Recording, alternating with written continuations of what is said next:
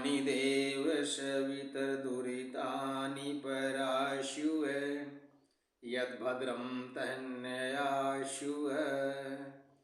हे सकल जगत के उत्पत्ति करता, समग्र ऐश्वर्य युक्त शुद्ध स्वरूप, सब सुखों के दाता परमेश्वर, आप कृपया करके हमारे संपूर्ण दुर्गुण दुर्वसन और दुखों को दूर कर दीजिए और जो कल्याणकारक गुण कर्म स्वभाव और पदार्थ हैं सब हमको प्राप्त कीजिए। ओम शांति शांति शांति ओम। आदरणीय धर्म प्रेमी सज्जनों, आप सुन रहे हैं ये वाल्मीकि रामायण, और वाल्मीकि रामायण का जो दूसरा कांड अयोध्या कांड आपके सामने चल रहा है। वाल्मीकि कांड का चलता हुआ निर्बाध चलता हुआ ये पठन कार्यक्रम और आप लोगों को मिलते हुए प्यार को देख करके उत्साह मेरा भी बढ़ा है और परमपिता परमात्मा की कृपा से पठन बहुत अच्छा चल रहा है।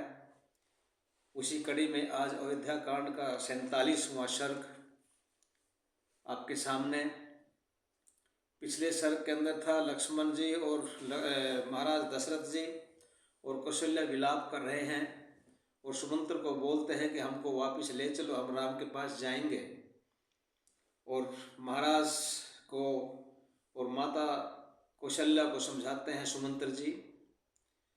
आगे वार्तालाप चलता है माता कौशल्या का और महाराज दशरथ का। सुनिए 47वें सर्ग के अंदर और क्या होता है, सुनिए, इस पूरी वीडियो को सुनिए, अंत तक बने रहिए।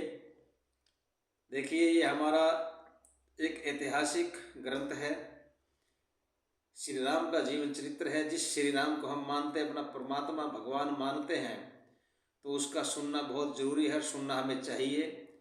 देखिए, संस्कार की ये बातें हैं सारी, और संस्कार हम नहीं लेंगे, अपने बच्चों को नहीं देंगे तो हमारे जीवन खराब है।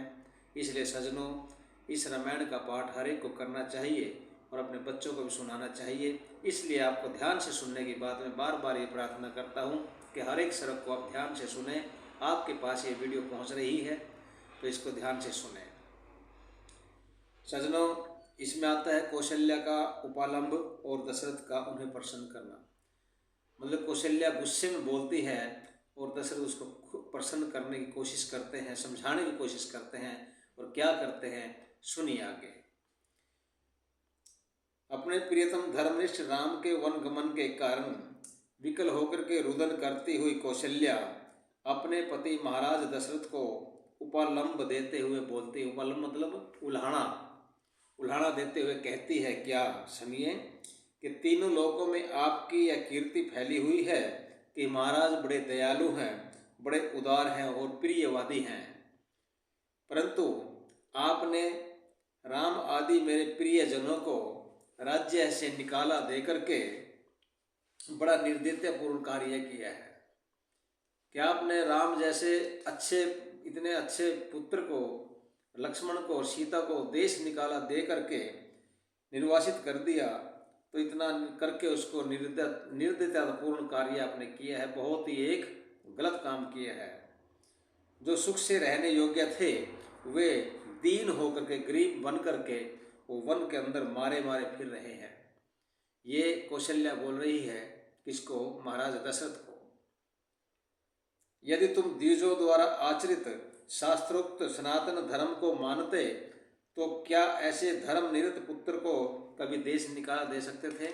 यहाँ पर कटाक्ष करती है माता कौशल्या दशरथ के ऊपर, महाराज दशरथ के ऊपर, कि तुम द्विजों द्वारा आचरित, जो विद्वानों द्वारा आचरित है और शास्त्रों में जो लिखा हुआ धर्म है, सनातन धर्म, अगर तुम उसको मानते तो क्या आप ऐसे धर्म निरत, जो धर्म के अंदर हमेशा धर्म के काम करने वाला पुत्र है, उसको देश निकाला कैसे दे सकते थे। इसका मतलब आप धर्म को नहीं मानते। सज्जनों, आगे क्या बोलती है कि हे महाराज, नारी के लिए प्रथम आश्रय पति, दूसरा पुत्र और तीसरा सहारा निकट संबंधियों का होता है। स्त्री के लिए चौथा कोई सहारा नहीं है।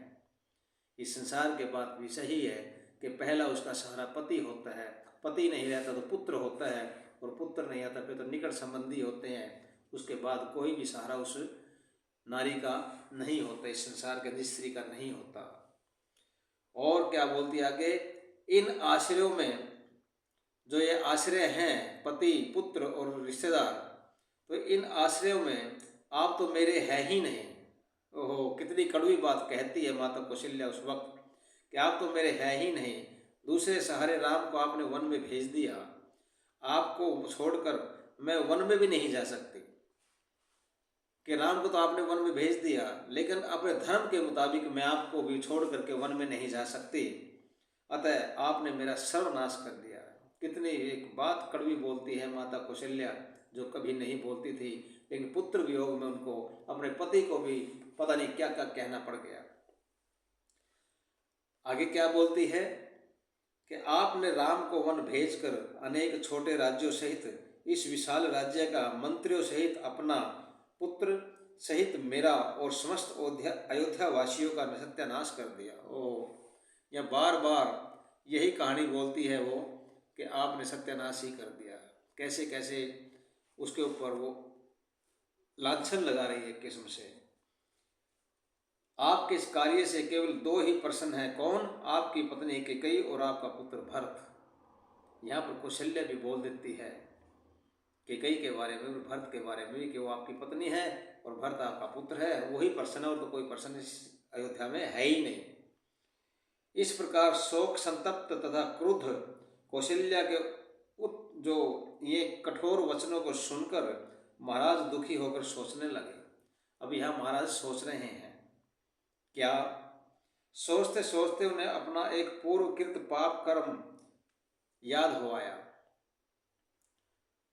महाराज दशरथ से जवानी का अंदर एक पाप हुआ था, सजनों आगे आएगा, वो अगले सर्ग में आएगा, और उसी को वो सोचते हैं और सोच वो घटना बताते हैं अपने जो जवानी के अंदर उनसे हुआ था। वो आता है, क्या आता है सुनिए, बहुत ही एक रुचिकर भी है, मार्मिक भी है, सुनिए आप। सोचते सोचते उन्हें अपना एक पूर्वकृत जो पहले किया हुआ पाप कर्म जो था उनको याद आ गया, और आया कि जिसे शब्द भेदी बाण चलाने वाले दशरथ ने पहले कभी अज्ञानवश कर डाला था। महाराज दशरथ की खासियत थी कि वो बाण है ना आवाज़ के ऊपर मारते, जहाँ भी कहीं आवाज़ किसी दिशा में आती थी उस दिशा में बाण मारते थे और वो वहाँ पर निशाने पर लगता था। ये महाराज दशरथ की कला थी। उसी की कला की वजह से उनको कहीं पर पहले अपने जीवन के अंदर उस शब्द भेदी बाण से उन्होंने किसी को मार दिया था और वही पाप हो गया था उनसे, बहुत गहरा पाप था, उनको याद आ गया। उसमें क्या है, इसका विस्तार जो है जो आएगा इसमें अगले सर्ग में आएगा। उस शोक से तथा राम के वियोग से महाराज उदास हो गए और दोनों शोकों से महाराज संतप्त एवं विकल हो गए। एक तो उनको याद आ गया वो मैंने पाप किया था, और दूसरा राम उनसे बिछड़ गया, इसलिए बहुत ही विकल हो चुके थे, वो बहुत दुखी हो चुके थे। इन दोनों शोकों से, दोनों दुखों से दग्ध और दुखित महाराज दशरथ कांपते हुए हाथ जोड़कर तथा मुंह नीचा करके कौशल्या को प्रसन्न करने के लिए उससे बोले। अब वो कौशल्या को मनाने की कोशिश कर रहे हैं, प्रसन्न करने की कोशिश कर रहे हैं। क्या बोलते हैं सुनिए कि हे कौशल्या, मैं हाथ जोड़कर तुम्हें प्रसन्न करना चाहता हूँ कि तुम प्रसन्न हो जाओ, क्योंकि तुम तो दयालु हो और विरोधियों के साथ भी प्रेम करती हो, फिर अपनों के साथ तो कहना ही क्या। समझाते हैं, उनको बहकाते हैं कि महाराज हे देवी कौशल्या, आप बहुत दयालु हैं, आपके मन में किसी के प्रति भी कोई बैर नहीं है, आपके तो जो विरोधी हैं आप उनसे भी प्यार करती हो, और फिर मैं तो आपका अपना हूँ, तो इसलिए आप प्रसन्न हो जाओ, आप नाराज मत हो। और क्या कहते हैं आगे कि हे देवी, यह तो तुम जानती ही हो कि धर्म का आचरण करने वाली स्त्री के लिए सदा उसका पति ही, चाहे वह गुणवान हो या निर्गुण हो, प्रत्यक्ष देवता होता है। समझाते हैं कि चाहे पति निर्गुण हो, चाहे अच्छा हो, चाहे बुरा हो, उस पत्नी के लिए उसका पति ही देवता होता है। क्यों? किसके लिए? कि जो उसके लिए जो धर्म का आचरण करने वाली हो। धर्म का आचरण करने वाली पत्नी के लिए उसका तो पति कैसा भी हो उसका देवता होता है। सदा धर्म आचरण में तत्पर और संसार की भलाई बुराई तथा ऊंच नीच को समझने वाली, तुम्हें शोक संतप्त होने पर भी मुझ दुखी से ऐसे अप्रिय वचन कहना उचित नहीं है। मतलब शोक में है, बोलता है ठीक है तुम शोक में हो और संसार की बुराई भी भलाई भी सब जानती हो, ऊंच नीच को सबको जानती हो आप, और तुम्हें शोक संतप्त होने पर भी तुमको शोक भी है, दुख भी है, अपने पुत्र का भी दुख आपको भी है, लेकिन वो होते हुए तुम मुझ दुखी से ऐसे अप्रिय वचन मत बोलो। समझा रहे हैं महाराज दशरथ। दुखी महाराज के करुणापूर्ण वचनों को सुन करके कौशल्या के नेत्रों में, आंखों के अंदर इस प्रकार अश्रुधारा आंसू बह निकले कि जिस प्रकार नालियों से वर्षा का जल बहता है, कौशल्या रोने लग गई, आंसू बह निकले आंखों से। और आगे क्या बोलती है सुनिए। कौशल्या ने महाराज के पद्य के समान जुड़े हुए दोनों हाथों को अपने सिर पर रख लिया, क्योंकि महाराज दशरथ हाथ जोड़े बैठे हुए थे, प्रार्थना कर रहे थे, वो समझा रहे थे, लेकिन कौशल्या ने उनके हाथों को पकड़कर अपने सिर पर रख लिया और रोती हुई भयभीत होकर घबराहट के साथ शीघ्रतापूर्वक बोलती है। क्या बोलती है सजनों कि हे देव आप प्रसन्न हो, मैं अपना सिर आपके चरणों में रखकर आपको प्रणाम करती हूँ, आपका मुझसे याचना करना मेरे लिए मरने के समान कष्टदायी है। जब महाराज दशरथ ने ऐसे प्रार्थना किया तो कौशल्या से रहा नहीं गया और वो सोचती है कि मेरे पति जो बोल रहे हैं मुझसे पाप हो गया है, उसको समझाती है, उनका हाथ पकड़ के उनके दोनों को अपने सिर पर रख लेती है और बोलती है मैं अपना सिर रखती हूँ आपके चरणों में महाराज, और आपका ऐसे याचना मुझसे करना मुझे बड़ा कष्ट दे रहा है, इसलिए आप मुझसे क्षमा न मांगकर मेरे अनुचित कथन के लिए मुझे दंड दे दें।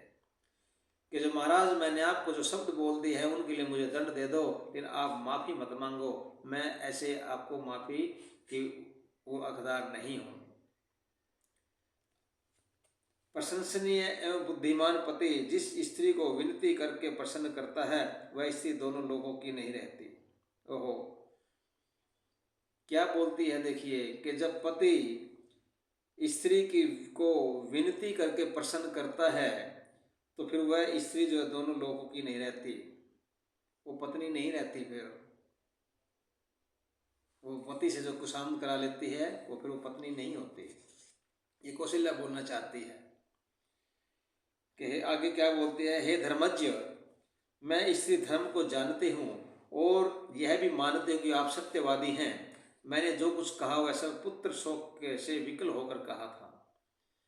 अब वो महाराज की प्रार्थना करते हैं, महाराज को बोलते हैं कि महाराज मेरे मुंह से जो भी शब्द निकले हैं वो मुझे पुत्र वियोग के दुख के कारण निकले हैं, इसलिए मैं आपसे क्षमा मांगती हूँ।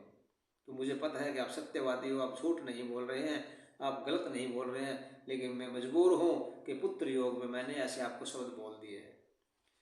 और शोक मनुष्य के धैर्य को नष्ट कर देता है। जो दुख होता है, मानसिक जो दुख होता है वो आदमी के जो धैर्य को नष्ट कर देता है। शोक शास्त्र ज्ञान को नष्ट कर देता है और शोक सर्वनाश कर देता है। शोक से बढ़कर मनुष्य को और कोई शत्रु नहीं है। सजनों ये बात सही है कि मानसिक दुख जिसको होता है, मानसिक दुख सारी चीज़ नष्ट कर देता है, बुद्धि को नष्ट कर देता है, शरीर को नष्ट कर देता है, ज्ञान को नष्ट कर देता है और धैर्य को नष्ट कर देता है, सर्वनाश कर देता है शोक। इसलिए मानसिक शोक बहुत खतरनाक होता है, इससे बचना बहुत जरूरी होता है। आगे क्या है कि राम को वन में गए हुए आज 5वीं रात्रि है, 5वीं रात्रि हो चुकी है आज, किंतु राम वियोग जनित शोक के कारण मेरे लिए तो यह 5 वर्षों के समान है। ये माता कौशल्या बोलती है कि आज राम को गए हुए 5 रात्रि हो गए, लेकिन मेरे लिए तो 5 साल के बराबर है। महाराज कौशल्या जी के इस प्रकार विनम्रता पूर्ण वचन कहते कहते सूर्यास्त हो गया, रात्रि हो गई। दोनों आपस में मना रहे हैं, दोनों दुखी हैं पुत्र वियोग में।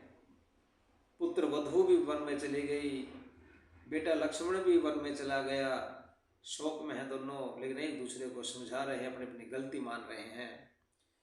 देवी कौशल्या द्वारा कहे गए वाक्यों से प्रसन्न और शोक से उत्पीड़ित होने के कारण महाराज को नींद आ गई। जब महाराज को समझाया, कौशल्या ने बोला, माफ़ी मांगी, और तब महाराज थोड़े से खुश होकर के शोक से उत्पीड़ित होने के कारण, लेकिन उनको थोड़ी सी नींद आ गई, वो सो गए। सजनों, यहाँ पर उनका ये खत्म होता है। अगली कहानी जो आएगी वो जो जैसे बीच में आया था प्रकरण कि महाराज दशरथ से उनके जीवन में एक पाप हो गया था, वो पाप सुनने के लिए सज्जनों आप अगले 48वें सर्ग को जरूर सुनना। आपके सामने आगे बहुत ही मार्मिक और बहुत ही एक शिक्षा देने वाला सर्ग आपके सामने आ रहा है, इसलिए आपसे निवेदन है उसको जरूर सुने। यहाँ तक आपने सुना, आपका बहुत बहुत धन्यवाद। बहुत बहुत इति ओम शांति।